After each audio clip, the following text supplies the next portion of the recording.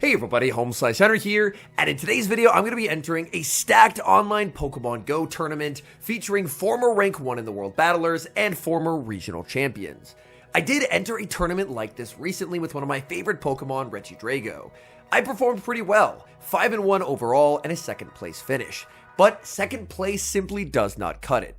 If I want to win today's tournament, which is arguably more stacked than the Regidrago one, maybe I need to flip the script. Not running one of my favorite Pokemon, but instead going to the dark side and running one of my least favorite Pokemon of all time.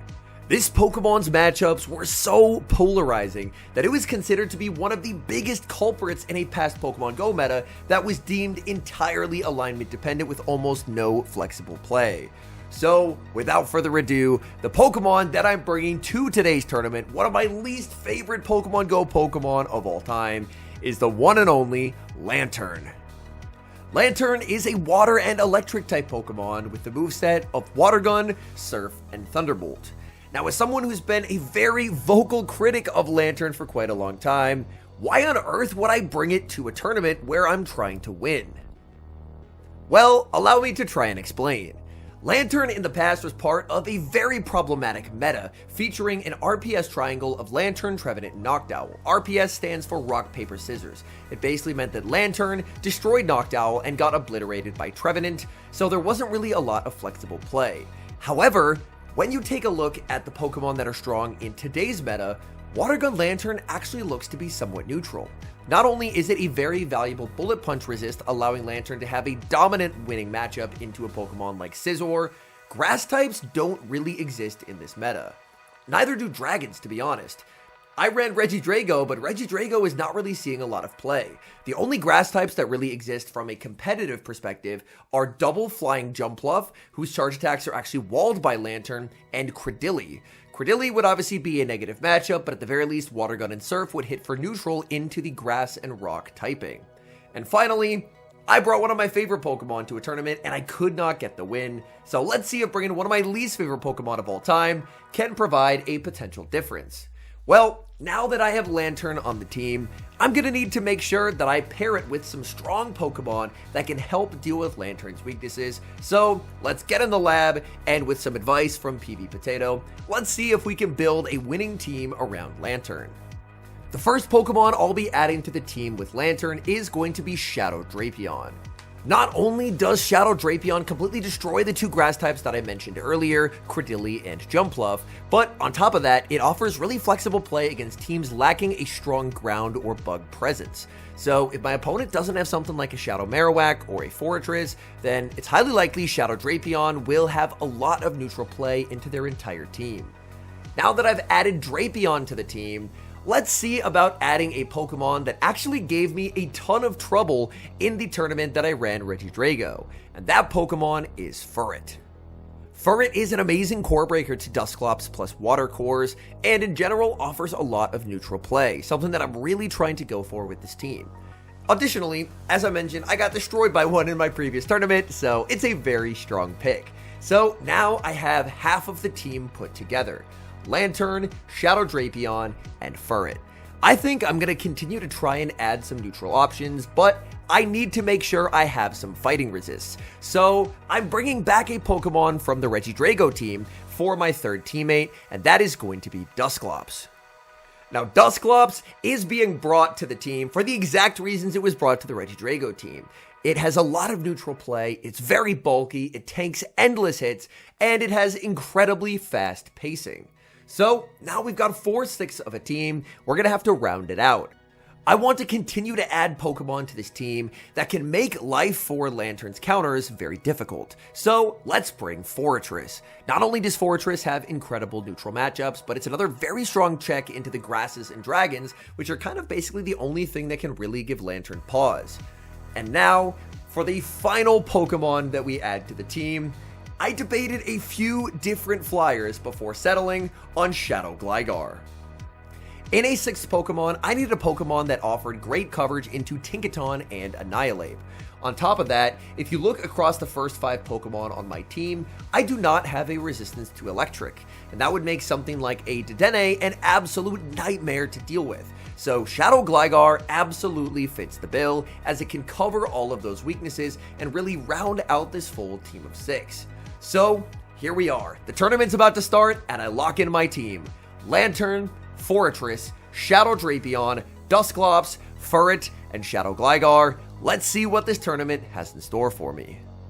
Round 1 pairings go up, and my opponent is running a team with Azumarill, Shadow Annihilate, Forretress, Shadow Drapion, Dedenne, and Gligar. Right off the bat, Lantern, the Pokemon that I built this team around, looks pretty incredible. It has play in every matchup. Its worst matchup is Dedenne, and even that is still very playable. Additionally, Shadow Gligar looks very strong. Its only worrisome matchup would be against the Azumarill. So I'm going to put these Pokemon together with Shadow Gligar on the lead. Leads get revealed, and it's a dominant lead win, Shadow Gligar into Shadow Annihilate. If this was the regular Annihilate, then the matchup could actually get quite uncomfortable, but Shadow versus Shadow, Gligar is able to emerge victorious. Not only that, but because this is an open team sheet format, I know that this Annihilate does not have Ice Punch. Even so, I will respect the Rage Fist because Shadow Annihilate can output some truly crazy damage. Here, I'm going to look to overfarm ever so slightly and fire off Aerial Ace number 2. My opponent lets the Annihilate go, and my Gligar is still very healthy. They bring in Gligar, I save switch into the Water Gun Lantern. The Water Guns will add up quite a bit. This is the non-Shadow Gligar. I do not have to respect a dig. I'm just going to continue to farm up. They're going to switch in the back. They have a Shadow Drapion, and this game is over. I've successfully lured out the Drapion, landed a Thunderbolt as well, and now my Dusclops will be able to clean up this game very comfortably in the back. Crunch will KO the Lantern, in comes Gligar. Gligar will not get the farm down, but all this is going to do is just set up farm for the Dusclops. Dusclops has a completely dominant winning matchup over Gligar. In comes the Gligar, and unfortunately there's just no way for Gligar to ever beat Dusclops. So I do not bait, go straight for the Ice Punch, it connects, and we take a 1-0 advantage in this best of 3 series. Now for game number 2, honestly, I don't really feel like I have to switch things up too much. The team worked great. I think these are the 3 Pokemon that I should be bringing to this battle. However, I think a slight adjustment in order could potentially prove to be the winning strategy. So I'm going to keep the same 3, but instead, I'm going to be putting Water Gun Lantern on the lead. Leads are revealed, and that decision is immediately rewarded as I lead Water Gun Lantern into Azumarill. This is a dominant lead win. Azumarill banks a player of save switches into Dedenne, and this is where Gligar gets the shine. Gligar can very comfortably tank whatever they throw. Opponent will end up going for the Parabolic Charge bait. I farm up with Gligar, going for the dig, but I miss time by Charge Attack, and I play to a CMP tie that I do not win. That is really not great, as now they are +2 defense on this Dedenne. They will still commit the shield, however. Gligar trying to get to another dig. I get there, but again, I mistime it. I'm off by a turn every single time.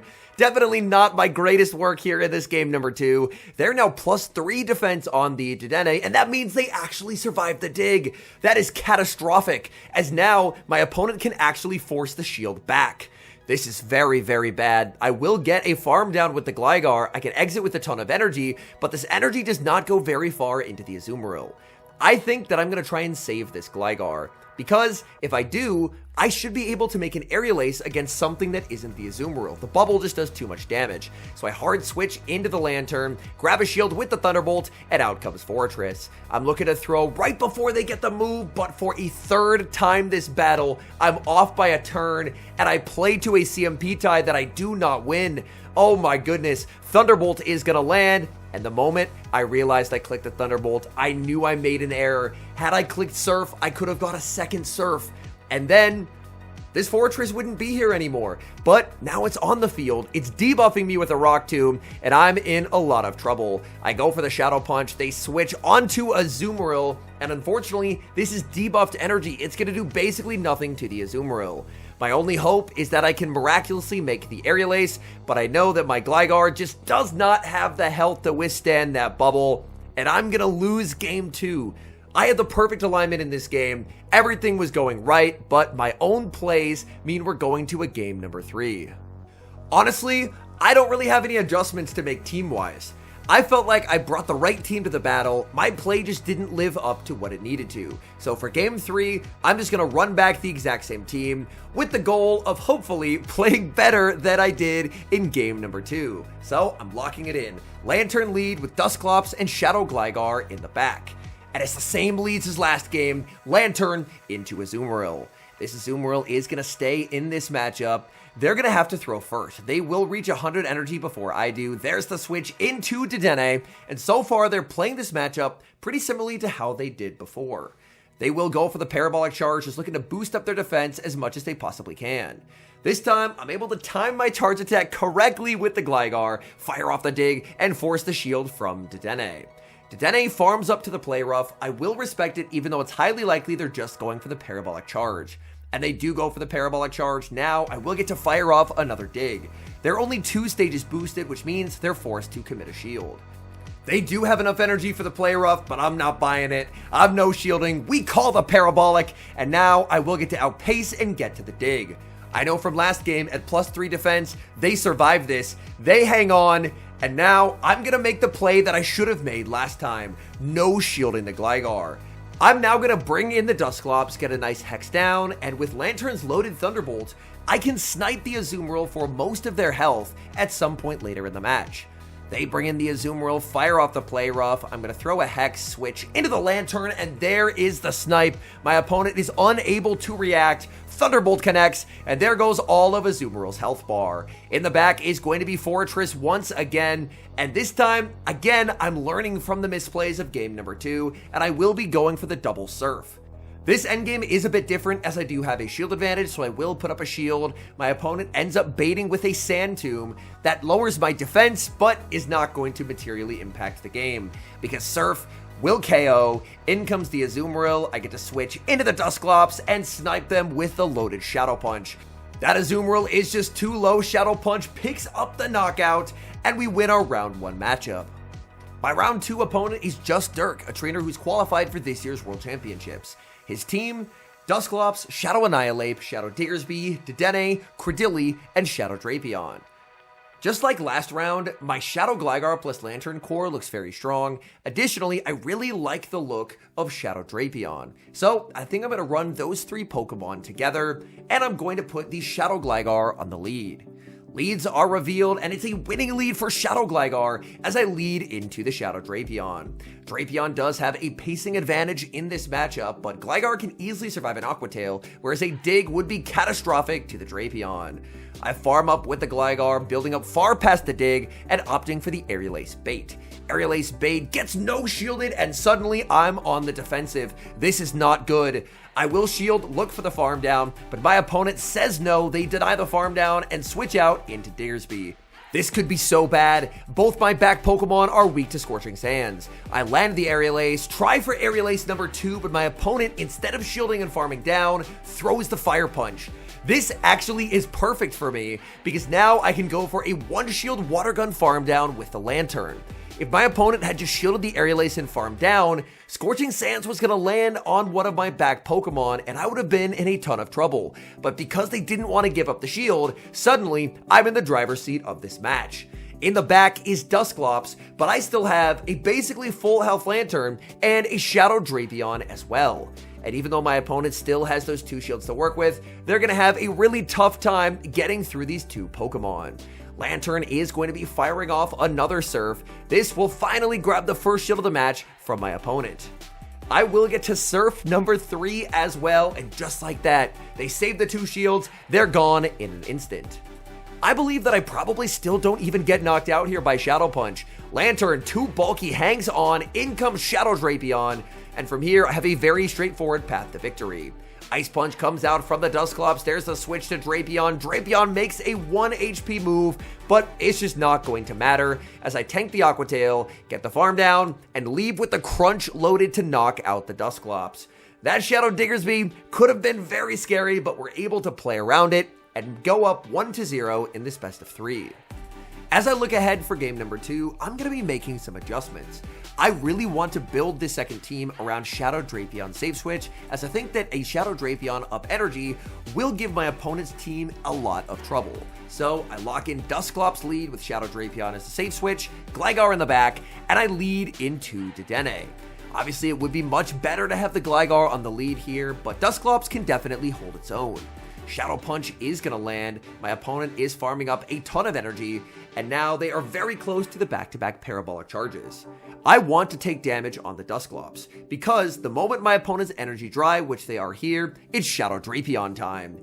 In comes the Drapion. I'm not going to throw a move. I'm just going to go for as much energy as I can possibly get. So I'm going to shield and keep farming. They switch out into Shadow Annihilate, but Shadow Annihilate is so far behind on energy. The Drapion strategy paying dividends as the crunch connects, dealing devastating damage. I now get to immediately undertap the Aqua Tail and force the shield. They can't even farm down. Drapion still not done. The threat of another Aqua Tail forces my opponent to throw a Rage Fist. In comes Dusclops. I'm able to get the Hex down, and I just exit with so much loaded energy.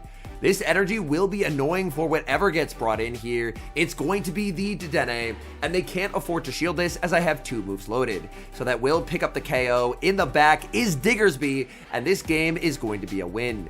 Diggersby no shields the Ice Punch, but now I can just bring in the Shadow Gligar, and Shadow Gligar will be able to close out this game.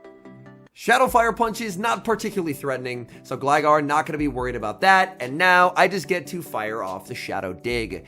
Dig will be shielded. My opponent needs to get to 2 more Fire Punches. Even if they did, I still don't think I'm quite in Shadow Fire Punch range, so I get to Dig number 2. Down goes the Diggersby, and we advance by a score of 2-0, and we're now 2-0 in the tournament. Round 3 pairings go up, and I realize my next opponent is Exeggutor. This is the exact trainer who defeated me during my Regidrago tournament run, and on top of that, they've hit rank 1 in the world on the Go Battle League leaderboards this season. They're running the exact same team they ran last tournament. Shadow Marowak, Forretress, Credilli, Furret, Tentacruel, and Golisopod. As I take a look across my team, I realize I have a near insurmountable team comp advantage as my Shadow Gligar beats every single Pokemon on their team. So, no matter what I run with it, Gligar is being brought every single game. Leads are set for game number 1, and it's going to be my Forretress into their Golisopod. Already, I know that I'm guaranteed to have a good matchup in the back with my Shadow Gligar, as Shadow Gligar just doesn't have counters on their team. They're going to land an Aqua Jet and safe switch into their own Forretress, and I'm more than happy to stay in here. Their idea is a pretty smart one. Bank some energy on the Golisopod, I believe they have 6 Fury Cutters, and save that for later to try and make Aqua Jets into the Gligar. They're going to pick up the KO with Rock Tomb, but now I will get to bring out the Gligar. Gligar has a considerable pacing advantage, so I will get to fire off the Aerial Ace before they make the Rock Tomb. Aerial Ace is going to pick up the knockout, and now my opponent will be looking to send back in the Golisopod. Golisopod does have a lot of residual energy, and Golisopod is not taking a lot of damage from these Fury Cutters, so it looks like I'm unable to Fury Cutter them down before they can make a third Aqua Jet. I will fire off the Aerial Ace just to get the shield back, and I know that Furret, with their Forretress out of the picture, should hopefully do well in back. So I bank some energy, send in the Furret, and Golisopod will be firing off the Aqua Jet. Aqua Jet is going to get me low. In the back is Tentacruel, and I know that if I go for the double Swift, I will be able to outpace my opponent. So I fire off the Swift, that's going to land, going for Swift number 2 as their Acid sneaks, and they now have the energy for a Scald. The Swift will land, getting them pretty low. They're going to farm up till right before my Swift, and they will be firing off another Scald. I will commit the shield. Does Scald get the debuff? It does not. Furret gets the farm down. In comes Golisopod. That gets Sucker Punch down as well, and I take a 1-0 lead. Honestly, I really don't think that Forretress Gligar Core can be beat by Exeggutor's team, so I'm just going to run it back for game number 2. For game number 2, we have the Battle of the Forretress. This is a highly advantageous lead for me, as this means that I know that my Furret doesn't really have any counters in the back either. Furret is guaranteed to have places for its energy to go. Rock Tomb is going to land. I win charge stack priority in the mirror, and I have a very safe avenue to just safe switch the Gligar. My opponent actually had a similar idea. They safe switch into their Tentacruel. I build up to the dig, and I will go for the Aerial Ace bait. The bait is successful, and that's just going to put me so far ahead. I'm going to be shielding up the Skull. Do we see the debuff? We do not. My opponent not getting the debuffs they need, and now they're in trouble. Gligar will always outpace. They have to hope that I go for the bait. They call the bait, but the dig connects, and down goes Tentacruel. And at this point, there's just no path forward for my opponent. In the back is going to be Golisopod. There's the switch to Fortress, but I can just massively overfarm with the Gligar, and unfortunately, my opponent is not even going to get to see my third. Aerial Ace picks up the KO. Back in comes Golisopod, and Golisopod just can never get enough moves to take home this win, as Gligar will get the Aerial Ace before they're able to get the double up on the Aqua Jet. This Aerial Ace will get them deep into the red. We Fury Cutter down, win 2-0, and are now 3-0 in the tournament. My next opponent is also undefeated so far, Delusion. Their team consists of Shadow Drifblim, Tinkaton, Credilli, Primeape, Shadow Quagsire, and Furret. At first glance, their Tinkaton and Shadow Quagsire is an incredibly powerful duo that is probably going to be brought in just about every game.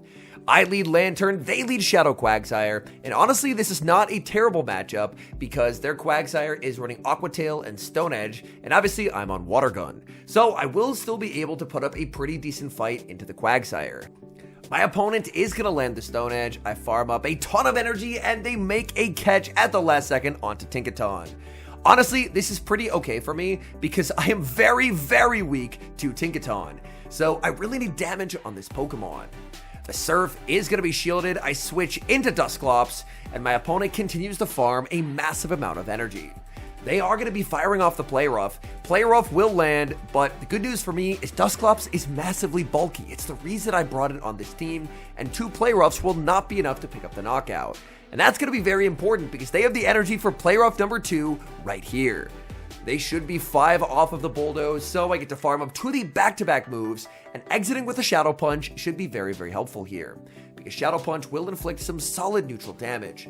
In comes the Quagsire. Quagsire will be chipped with the Shadow Punch. It's now easily in Aqua Tail range, and out comes Shadow Drapion. Drapion has to respect any move that's thrown here. It is going to be the Aqua Tail, and I'm just going to fire off my Aqua Tail before they're able to get their next move. My Aqua Tail will pick up the KO. In the back is going to be Primeape, and this is going to be a really tough game. This game will come down to a bait call. Aqua Tail does get shielded, opponent has enough for the close combat, and I have to make a read.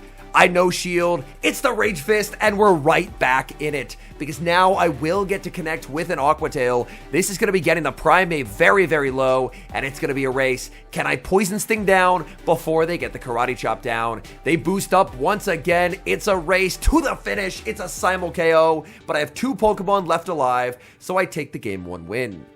For game number 2, I need to bring Gligar. That Tinkaton was way too scary. I think Drapion is too much of a risk with them bringing Quag and Tinkaton every game, so I'm going to bench the Drapion and instead add Gligar to the team, and I think I'll put Gligar on the lead. So we get ready for game number 2, and Gligar finds the lead it's looking for, as there is Tinkaton.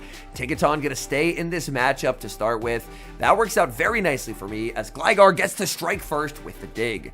Dig will not knock out, and my opponent knows that they are going to no-shield, farming up quite a bit of energy with the Tinkaton, and I know that I can survive a Play Rough, so I'm going to be no-shielding as well. Play Rough is going to land. I will get to the move before they're able to get their next Play Rough, and they can't ever really bail on a Bulldoze as that's double resisted. So Dig will pick up the knockout.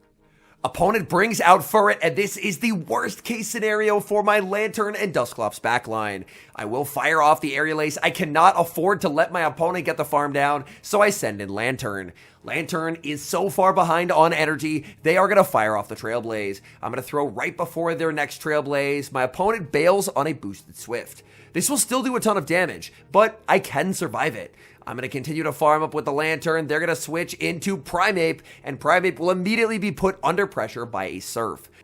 Primeape is very glassy. That does significant damage, and now my plan is to shield up the Rage Fist and Water Gun down.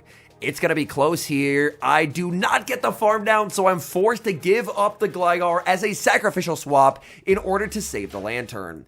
Now I am going to be fully weighting down my clock, and then I'm going to be bringing in the Dusclops. Dusclops does get the Hex down, and now back in comes the Furret. But the Furret has taken a lot of damage throughout the course of this match. Those water guns have added up quite a bit.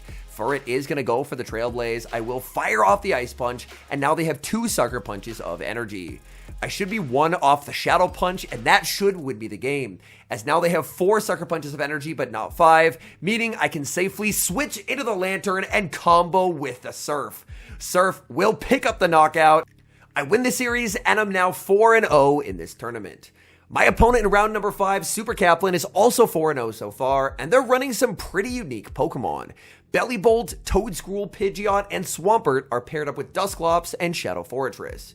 Taking a look through the teams, my Furret looks very neutral as long as it can avoid the Fortress, and I like the look of the Shadow Gligar plus Lantern pairing, so I put that in the back with Furret on the lead, and immediately lead into the one thing I did not want to see, the Shadow Fortress. I'm not too familiar with the matchups on the Shadow Fortress. I know regular Fortress absolutely obliterates Furret, so I assume the Shadow is the same. My opponent no-shields the Trailblaze, but suddenly I realize they've lost over half of their health. This might actually be flippable for the Furret. I will make it to another Trailblaze. I need to continually ramp up my attack to keep undoing these Rock Tomb debuffs, and I get a shield. My opponent is taking so much damage from these Sucker Punches. This should be the Rock Tomb. Can I get the farm down here? It's going to be very close. Furret is able to take alignment, and that should be very good for me. It's going to be a Dusclops greeting Furret. Dusclops not going to be a big fan of the Trailblaze and the Sucker Punches that follow. And now I'm going to bring in Lantern. They farm up and send in Swampert as their final Pokemon, and I'll throw right before they get the Sludge. This Surf is going to be no-shielded, and now I switch into the Shadow Gligar. My opponent gets the double up on Hydro Cannons right as I make the Aerial Ace. And this Aerial Ace is on charge attack priority. Hydro Cannon will not KO because Gligar has very nice bulk to it, and I'm able to force the final shield. They are going to be firing off their Hydro right away, trying to preserve as much health as they possibly can. But unfortunately for them, it's just not going to be enough. The only way they have a chance to win this game is if Dusclops is able to make it to a 3rd Shadow Punch. They're at a 2nd Shadow Punch right here, but Lantern does have residual energy. Lantern is going to get to the Surf, and that is going to be a Game 1 win in round number 5. As Surf KOs the Dusclops, in comes the Swampert, it gets farmed down, and we're 1 win away from 5-0. Honestly, I really liked how that game went. I feel like I saw the worst possible lead for that team, and it didn't matter. I was able to win anyway. So I think for game number 2, I'm going to run the exact same team back and basically dare my opponent to try and beat it. What adjustments can they make to break through this line? Well, let's find out. Leads are revealed, and I'm immediately very happy as Furret does not see the Fortress, but instead is going to be met with Bellibolt. I make the Trailblaze when they make the Parabolic Charge, but I lose charge attack priority. And that's actually a really unfortunate CMP tie to lose because my opponent gets to buff up their defense before my Trailblaze lands. Now my Trailblaze doesn't do nearly the damage that it typically would. Unfortunately, I can't throw the Trailblaze here because I would lose charge attack priority, so I will go for the Swift, and they survive on 1 HP. I decide that I want to play for alignment. Playing for alignment won me the last game, so I will commit the shield. In comes Toedscruel, and I actually get damage registration error to get a last-second Swift that I should not have gotten. That's a bit of good luck. In comes Gligar, in the back is Swampert, and unfortunately, it appears my luck has just run out. Swampert is the perfect Pokemon that my opponent needed in the back to break this Gligar Lantern core, and they have the shield advantage that they need to do it. Sludge lands, Surf does get shielded, and now my opponent is going to farm all the way up to the back-to-back Sludges. I have to hope that this doesn't knock out and that I can get the Surf. Sludge lands, I survive, but I don't get the Surf, and that unfortunately will lose me this game, as Swampert will get to double up on Hydro Cannons momentarily. I can shield 1, but I can't shield the 2nd, and they're very close to a wrap on Toedscruel. Hydro Cannon gets shielded, but there's Hydro Cannon number 2, and shortly thereafter, it's going to be the switch into the Toedscruel. Toedscruel gets to the move, and unfortunately, we're going to a game number 3, as Swampert was too much for my team to handle. For game number 3, I'm bringing out a Pokemon that I haven't used much this tournament, and that is Forretress. I think that by bringing Lantern the first 2 games, I've sufficiently scared away the Pidgeot, and with Pidgeot gone, Forretress should have a lot of play. So I'm putting Gligar on the lead, with Forretress as the safe switch as needed. For this decisive game 3, it's me who gets the good lead as I lead Shadow Gligar into Forretress. This is the battle of the resisted bug fast moves, but I have a distinct pacing advantage with the Gligar. I farm up past the dig, baiting with the Aerial Ace, and the bait is successful as I'm able to grab a shield. Shadow Rock Tomb will not KO here, so I'm always happy to let this go. My opponent baits with a Sand Tomb that does give them a break point. Their Bug Bite's dealing extra damage to the Gligar, but man, that is really unfortunate for them. I'm just going to stay in with the Gligar, force them to throw all their energy. And now it's time for Forretress to shine. I'm so confident I've scared off that Pidgeot. And if there's no Pidgeot, then they do not have a counter to Forretress. They bring in Swampert, and at this point, the game is already over. The Forretress is gone.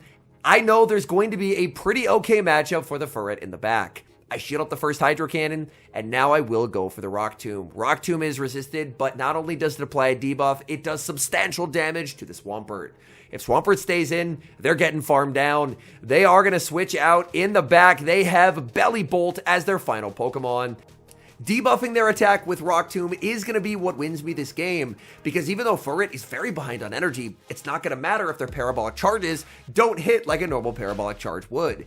So the Parabolic lands. I debate whether I go for Double Swift or Trailblaze, but I decide on a course of action. Trailblaze and a farm down if they ever switch in the Swampert. At that point, I should have enough energy that I can just fire off a move and get rid of the Swampert to ensure they'll never make a move. Parabolic does get shielded. There's the Swampert, and they are getting immediately sent back to the Pokeball. Swift KOs. Belly Bolt gets farmed down as well. We're 5-0 and headed to the finals. My opponent in this last round of the tournament is I'm Swapnil, the only other trainer who has yet to lose in the tournament. They're also 5-0. Their team is very anti-meta. Shadow Rhyperior, Shadow Sableye, Shadow Galarian Weezing, Shadow Primeape, Blastoise, and Diggersby. Honestly, I wasn't quite sure how to attack this team. The one thing I know is if people are running something crazy spicy like a Shadow Rhyperior, they like to bring that mon. So I'm going to build a line with 3 Rhyperior counters. Furret as the lead, Shadow Gligar as the safe switch, and Lantern as the closer. We jump into game number 1, and I pick up a terrible lead, Furret into Galarian Weezing. I'm going to safe switch into the Shadow Gligar, and my opponent stays in because they're on Brutal Swing and Sludge. Brutal Swing means they have a pretty significant pacing advantage over the Gligar. I farm up to the dig, I'm going to bait with the Aerial Ace to grab the shield, but my opponent calls the bait, and suddenly, things feel quite uncomfortable. They will go for the Brutal Swing. It will not knock out, but I'm able to barely survive and make Aerial Ace number 2.